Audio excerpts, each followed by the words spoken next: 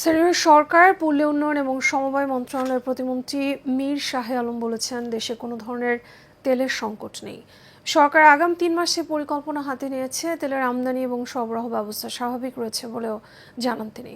প্রতিমন্ত্রী আরও বলেন, গত ১৭ বছরে শুধু উন্নয়নের বুলি শোনা গেছে, তবে বাস্তবে কোনো দৃশ্যমান উন্নয়ন হয়নি। মাঠ পর্যায়ে কাজ করতে গিয়ে এখন সেই বাস্তব চিত্র পরিষ্কারভাবে ধরা পড়ছে। সকালে টাঙ্গাইল শহরের ঐতিহ্যবাহী মাহমুদুল হাসান চাঁদ বাজার পরিদর্শনে গিয়ে তিনি এসব কথা বলেন। এ সময় মৎস্য এবং প্রাণী সম্পদ প্রতিমন্ত্রী সুলতান সালাউদ্দিন টুকু সহ বিভিন্ন দপ্তরের কর্মকর্তারা উপস্থিত ছিলেন।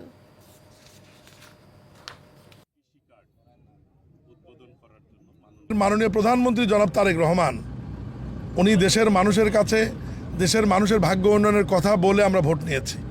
ইতিমধ্যে ফ্যামিলি কার্ড, কৃষক কার্ড, খেলাধুলা, বৃক্ষরোপণ, খাল খনন, ইমাম মসজিদদের বেতন ভাতা, মানুষের কর্মসংস্থান, শিক্ষা, এই বিষয়গুলো শুরু হয়েছে। জ্বালানি তেলের সংকট নাই, সাপ্লাই চেন আমাদের ঠিক আছে। তবে যেহেতু যুদ্ধ চলছে, আগামী ৩ মাসের একটি পরিকল্পনা সরকার হাতে নিয়েছে।